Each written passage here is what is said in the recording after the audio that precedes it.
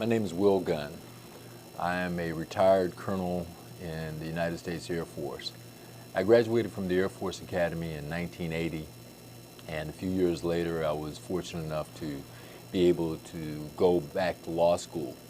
I entered Harvard Law School in 1983, and I graduated from there in 1986.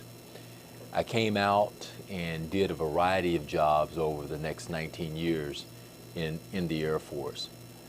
My last job was by far the most interesting and the most well-known of the things that I did in the military. I was the very first Chief Defense Counsel in the Office of Military Commissions, and I'd just like to share a little bit about that experience.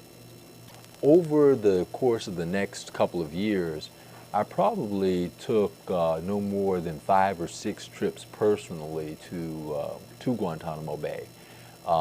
The lawyers that worked for me traveled there far more often than I did. My function was to, again, run the office. I didn't actually have clients. Instead, I assigned lawyers to represent the clients that the government identified as being eligible for military commissions. So that was my role there.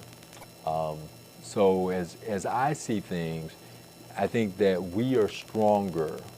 Our system is stronger by virtue of getting the views of the military officers. And I've been proud, as a retired military guy, to see the military officers standing up to say that we need to focus in on the long term.